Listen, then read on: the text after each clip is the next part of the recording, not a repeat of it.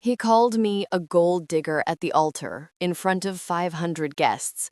He said he wouldn't raise another man's child. The cameras flashed, capturing every tear I refused to shed. But what my husband-to-be didn't know was that the prenuptial agreement he forced me to sign wasn't to protect his fortune. It was to protect the one secret I'd been hiding from him for 3 years, the secret that would burn his entire empire to the ground. African Karma Stories. The Grand Ivory Hotel in Lagos was a monument to money. Today, it was a stage. Sunlight blazed off the white marble floors, and the air smelled of imported roses and expensive perfume. This was the wedding of the year. Kenechi Obi, the 30-year-old tech millionaire known as the King of Apps, was marrying Chiamaka Nwadike. And from the outside, it was perfect. Chiamaka stood before a floor-to-ceiling mirror in the bridal suite, a vision in silk and lace. Her dress, a masterpiece of French design, cost more than most cars. The diamond necklace at her throat sparkled under the lights. She was radiant and visibly, joyfully pregnant. Her cousin Ifeoma fussed with the intricate train. "Ami, you look perfect. He's the luckiest man in Lagos." Chiamaka didn't answer immediately. Her eyes, deep and thoughtful, met Ifeoma's in the reflection. She offered a faint, almost sad smile. "Today," she said softly, "everyone will think so." Down below, in the lavishly decorated garden under a canopy of white orchids, Kenechi worked the crowd. He was charm personified, laughing, clapping shoulders, the perfect host. His smile was brilliant, but if you looked closely, and few did, it never quite reached his eyes. They were busy, calculating, scanning the room for important faces, for opportunities, even here at his own wedding. He checked his diamond-encrusted watch, a subtle, impatient gesture. The ceremony was due to start. The 500 guests, socialites, politicians, rival CEOs were all seated, their chatter a humming orchestra of expectation. They weren't just here for a wedding. They were here for a spectacle. And Kenechi was about to give them one. Just not the one they were expecting. The string quartet finished their piece. The air grew still. The priest, an elderly man in ornate robes, took his place at the altar, adorned with gold leaf arrangements. It was time. As the doors at the back of the aisle opened and all heads turned to see the bride, a strange tension settled over the garden. It was too perfect, too still. Like the calm before a storm that only one person knew was coming. Chiamaka began her walk down the aisle, her arm linked with her elderly father's. She looked ethereal. The guests sighed and smiled. Cameras flashed like a field of fireflies. She kept her eyes fixed on Kenechi, who watched her approach with a look of what seemed like pure adoration. She reached the altar. Her father kissed her cheek and placed her hand in Kenechi's. His grip was firm, almost too firm. The priest beamed. "Dearly beloved, we are gathered here today." The familiar words washed over the crowd. Then came the moment.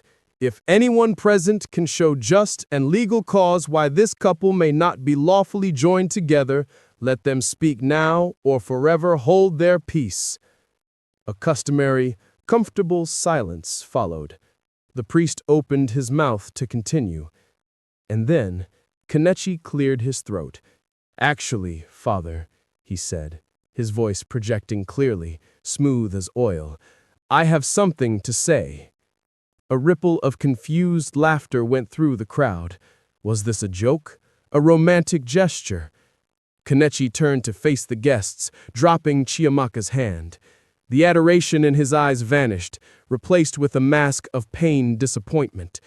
"I'm so sorry to do this to you all, but I cannot, in good conscience, go through with this marriage. I have discovered that the woman standing beside me, Chiamaka, is not who she appears to be." A collective gasp. Chiamaka stood frozen, her smile dissolving into confusion.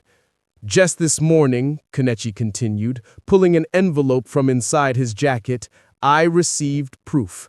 Proof that she has been siphoning money from my accounts. Proof that she only agreed to marry me for my wealth." He held up what looked like bank statements. They were, of course, expertly forged. The guests were dead silent now. Phones were raised, recording. "And this child," Kenechi said, his voice dropping to a venomous whisper that carried across the microphone, gesturing to Chiamaka's stomach, "who knows who the real father is? I will not be tricked into raising another man's child. This wedding is off."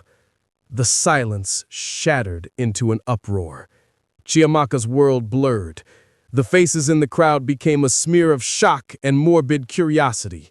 The camera flashes now felt like attacks. She felt her father's grip on her arm, his body trembling with fury and shock. She was a statue of humiliation, publicly dismantled by the man she loved. Kenechi turned to leave the altar, the picture of a wronged man. But as he took a step, Chiamaka, trembling from head to toe, found a breath. It wasn't a sob, it was a spark. She locked her tear-filled but blazing eyes with his, and as the noise of the crowd swelled, she whispered a single, almost silent word that only he could see on her lips.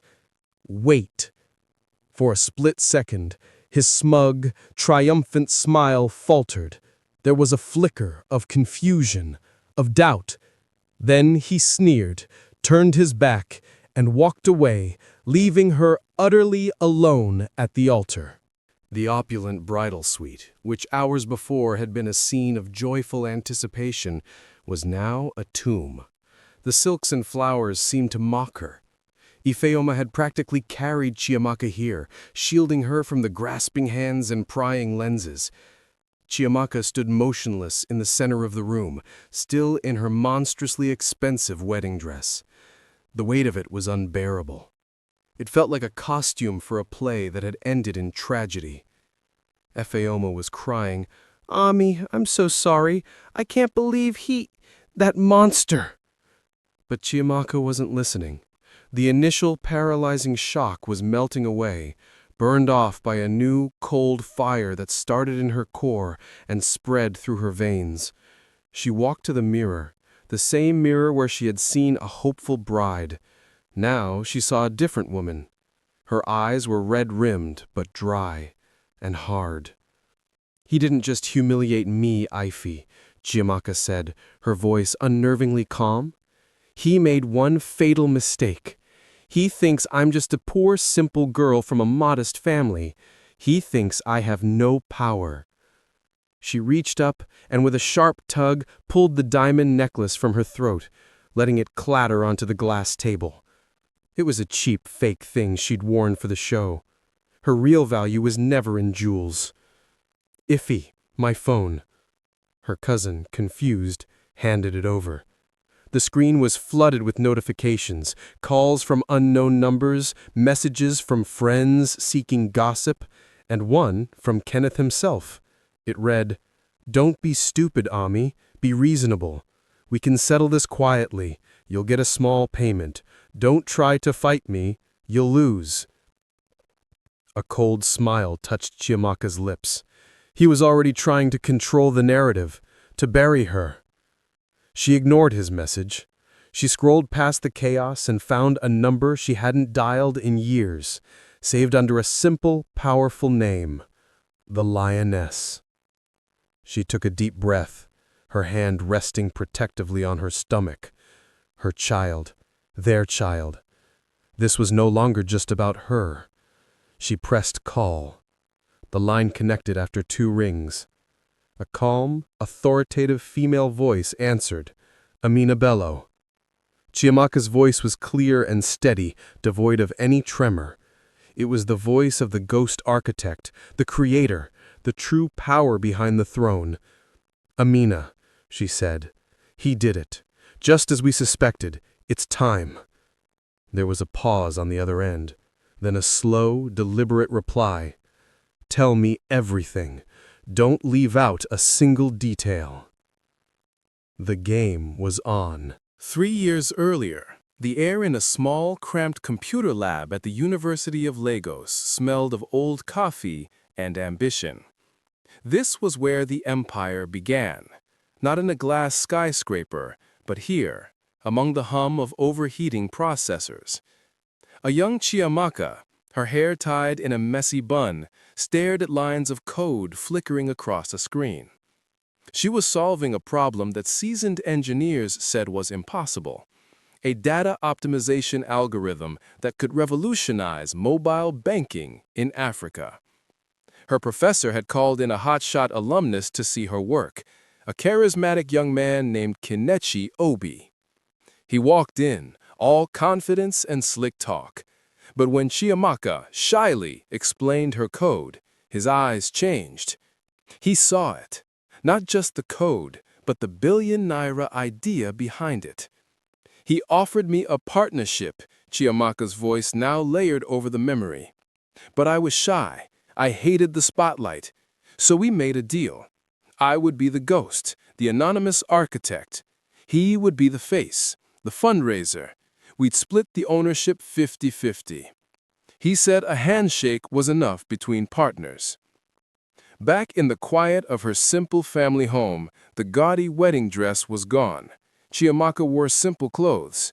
She sat across from a woman whose presence commanded the room, Amina Bello, the lawyer known as the Lioness. Between them on the table sat an old, battered laptop. Amina clicked a final key. The timestamps on this source code are irrefutable. The digital signature is yours.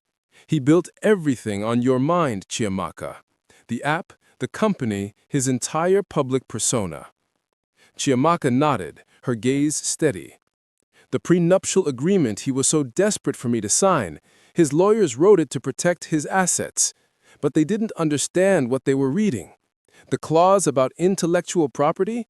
It accidentally acknowledged that any premarital assets, including intellectual property, remained the sole property of the original owner. Amina allowed herself a thin, sharp smile. It was the smile of a predator that had just found a weakness in the herd. He didn't just break your heart, dear, Amina said, her voice like polished steel. He breached an ironclad, albeit unorthodox, partnership agreement, and he documented his own breach in a legally binding document. He signed away his own empire. The launch party for Kenechi app's new flagship product was in full swing. It was held at the penthouse of the tallest building in Lagos. Kenechi was holding court, surrounded by investors and reporters, basking in the glory. The wedding scandal was just a juicy piece of gossip to them, a footnote to his success story. He was mid-sentence, boasting about his vision, when a hush fell over his immediate circle. A woman in a severe, elegant black suit, Amina Bello, had walked straight through the crowd, an envelope in her hand. She didn't look at anyone else. Her eyes were locked on Kenechi. "Mr. Obi," she said, her voice cutting through the music, "a delivery for you, on behalf of my client, Ms. Chiamaka Nwadike." She held out the envelope. A process server stood behind her. Kenechi's smile was condescending. "What is this? A lawsuit over a broken heart? How pathetic." He took the envelope, tore it open with a theatrical flourish, and scanned the first page. The crowd watched, mesmerized. His smirk didn't vanish, but it became strained, forced. This is nonsense, a frivolous claim. My lawyers will have this thrown out by morning." He crumpled the papers and dropped them on the floor. Amina didn't flinch. She simply smiled. "Read it more carefully, Kenechi. It's not about the wedding. It's about the company. It's about the code." She turned and walked away, leaving a silent wake behind her. Later, in his soundproof office, Kenechi was screaming at his legal team. "What do you mean, substantive? It's a nuisance suit from a scorned woman." His lead lawyer, a nervous man, wiped his brow. "Kenechi, the claims, they pertain to the foundational IP of the company. If she can prove she's the original author, the investors—" Just then, Kenechi's phone buzzed, a message from his most important backer, Mr. Adebayo. The message was short. "Call me, now. We need to discuss these allegations about the source code." Kenechi stared at the phone. The first cold trickle of fear ran down his spine. This was not going according to plan. Chiamaka sat in her father's living room, watching the rain. The public spectacle was over, but the private war had begun. Her phone vibrated incessantly. Unknown numbers. Then, a call from a number she knew too well. Kenechi. She let it go to voicemail. His voice, slick and manipulative, filled the room. "Amina, be reasonable. This is embarrassing for both of us. Let's meet. I can make this right. 1,000,000 naira. No one needs to know. You can live comfortably." She deleted it. The next message was different. His voice was tighter, angrier. "You're making a mistake. Do you know who you are dealing with? I would destroy you. You and that bastard child will have nothing." Amina, who was listening on speakerphone, pressed record. "Good," she said calmly. "Let him dig his own grave."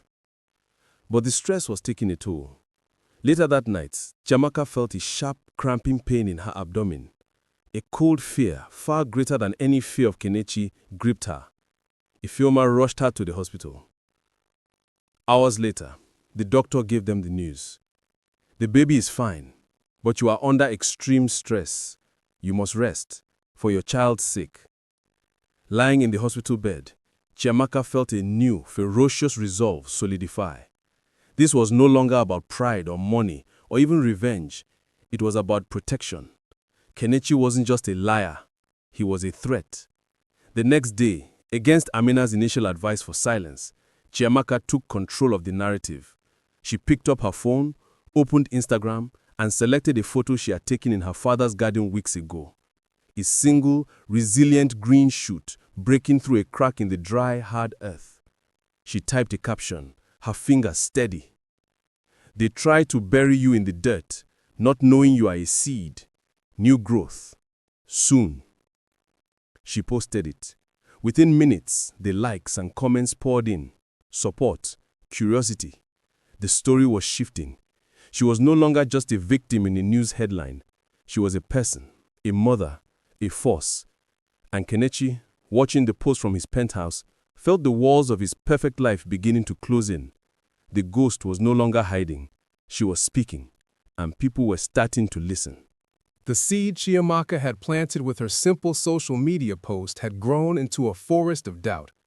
Tech blogs, once fawning over Kenechi, were now publishing deep dives into the origins of his app. The phrase, "ghost architect," was trending. Investors were nervous. The kingdom was showing cracks. In a state of panic, Kenechi's PR team devised a last, desperate move, a live televised press conference. His mission? To reclaim the narrative, to paint himself as the victim of a vengeful ex-lover, and to reassure the world that he was the one and only genius behind his company. The day of the press conference arrived. The venue was packed.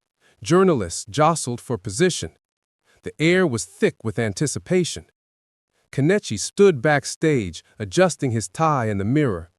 He practiced his pained, dignified expression. "They'll believe me," he muttered to his manager. "They always believe me." Across town, Chiamaka and Amina watched the live news feed on a tablet. "He's going to lie through his teeth," Amina said. a folder of documents tucked under her arm. Chiamaka, now visibly and healthily pregnant, wore a simple, elegant navy blue dress. She looked not like a woman going to war, but like a CEO heading to a board meeting. She checked her reflection, her gaze steady. "Let him," she said, her voice calm. "The higher he builds his lie, the harder it will fall. Is everything ready?" Amina nodded, a grim smile on her face. The car was waiting. It's time to give them the truth. Kenechi walked on to the stage to a flurry of camera flashes. He looked out at the sea of faces, adopting a weary but resolute expression. "Thank you all for coming," he began, his voice amplified through the room. "I'm here today to address the vicious and false allegations made against me. Allegations designed to tarnish not just my name, but the livelihood of the hundreds of people who work for me." He launched into his rehearsed speech. He spoke of betrayal, of a woman who couldn't accept that their relationship was over. He called the claims about the source code a pathetic fantasy. But as he spoke, a murmur started at the back of the room. Heads turned.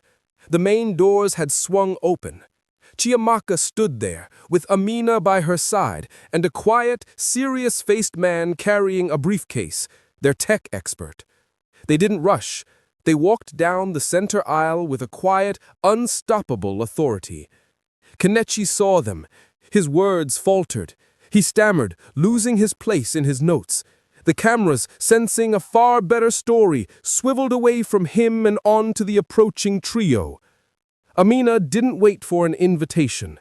She stepped up onto the platform and took the spare microphone from the stunned moderator. "My name is Amina Bello. I represent Miss Chiamaka Nwadike, and since Mr. Obi is so fond of talking about fantasies, we thought we'd offer the audience some reality." Kenechi found his voice. "This is an outrage! Security!" But it was too late. The world was watching. Chiamaka stepped forward. She didn't look at Kenechi.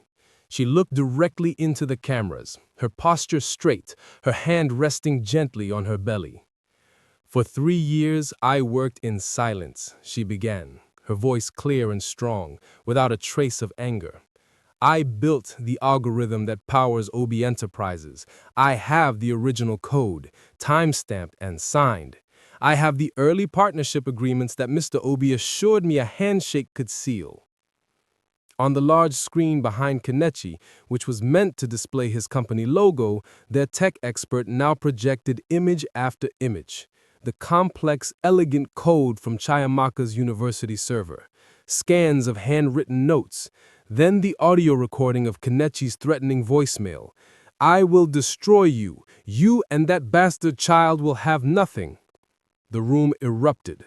Journalists were on their feet, shouting questions. Kenechi stood frozen, his face a mask of sheer, undiluted terror. The arrogant tech king was gone, replaced by an exposed and cornered man. Chiamaka finally turned to him. The room fell silent again, waiting. "You didn't just humiliate me, Kenechi. You tried to erase me. You took my work, my love, and my dignity, but you could never take the truth. You built your castle on my foundation, and you forgot one thing. The architect always knows where the weak points are." She turned back to the audience. "This was never about revenge. It was about reclaiming what is mine. My work, my name, my future." As she finished speaking, a commotion broke out near the stage. 2 men in suits approached Kenechi. They weren't security. They were police officers. "Kenechi Obi," one said loud enough for the microphones to pick up. "We need you to come with us. We have questions regarding allegations of fraud, intellectual property theft, and threats of violence." The cameras went into a frenzy as the officers led a shattered Kenechi away. The press conference had ended, but his downfall was just beginning. Chiamaka, surrounded by Amina and her team, walked out of the chaos, her head held high. A reporter shoved the microphone in her face. "Ms. Nwadike, what will you do now?" She paused, looked at the reporter, and then at the camera lens. a serene and powerful smile gracing her lips. "Now," she said, "now I'm going to go build something real." The headlines in the following months were brutal for Kenechi and utterly vindicating for Chiamaka. Tech Titan's empire crumbles. Fraud charges filed against Obi. The ghost architect emerges victorious. His company was dissolved, his assets frozen. The man who valued perception above all else was now perceived by the world as a fraud. But for Chiamaka, the noise of the outside world had faded into a quiet, profound joy. The scene now is a sun-drenched room, filled with the soft light of a Lagos morning. Chiamaka, looking tired but radiant, lies in a hospital bed. In her arms, swaddled in a soft yellow blanket, is her newborn daughter. The baby has a full head of dark hair and curious, bright eyes. Ifeoma and Chiamaka's father look on, their faces wet with happy tears. The room is filled with flowers, but not the ostentatious, expensive arrangements from the wedding. These are simple, bright bouquets from well-wishers. Amina Bello walks in, a rare, genuine smile on her face. She places a folder on the bedside table. "The final paperwork," she said softly. "It's done. The intellectual property rights are 100% yours. The civil suit has been settled. You are free, Chiamaka. Truly free." Chiamaka looked down at her daughter, then at the folder. It wasn't a symbol of victory over Kenechi anymore. It was a deed to her future. "We're free," she whispered to her baby. Months later, the launch of Verdant Code, Chiamaka's new ethical tech firm, was featured on the cover of a major business magazine. The headline read, "From Altar to Algorithm, the Rise of Chiamaka Nwadike." One afternoon, as Chiamaka was playing with her daughter on a blanket on the floor, an envelope arrived. It was thick, made of high-quality paper. Her assistant handed it to her. There was no return address. She opened it carefully. Inside was a hand-written letter. The script was elegant but shaky. The letter was from a young woman named Zainab, a computer science student at a university in northern Nigeria. "Dear Miss Nordike," Chiamaka read aloud to her gurgling daughter, "I watched what you did. I saw how you used your truth as a weapon. You didn't just win a fight. You showed girls like me that we don't have to be the face to be the foundation, that our minds are our power. Because of you, I am not afraid to be the architect of my own life. Thank you." Chiamaka felt a tear roll down her cheek, but this time it was not of sorrow or pain. It was of purpose. The cycle of hurt ended not with more hurt, but with healing, not just for her, but for others. That evening, she stood on the balcony of her new, comfortable home, a home bought with her own name, on her own merit. The sky was painted with the deep oranges and purples of the sunset. Her daughter slept peacefully inside. Tunde, her father, joined her, placing a gentle hand on her shoulder. "He tried to bury you, my child." Chiamaka leaned into his touch, watching the sun dip below the city skyline. A city that had once been the stage for her humiliation was now the backdrop for her limitless future. "He didn't understand, Papa," Chiamaka said, her voice soft but filled with an unshakable strength. "He was dealing with a woman who carried seeds of a different kind. You can burn a forest to the ground, but the seeds remain in the soil, and all they need is truth and a little light to grow again. She looked back towards the room where her daughter slept, the next generation, a seed planted in fertile, honest ground. And as the last light of day faded, it was clear that Chiamaka Nwadike was no longer just a seed. She had become the entire forest, strong, deep-rooted, and alive with the promise of tomorrow.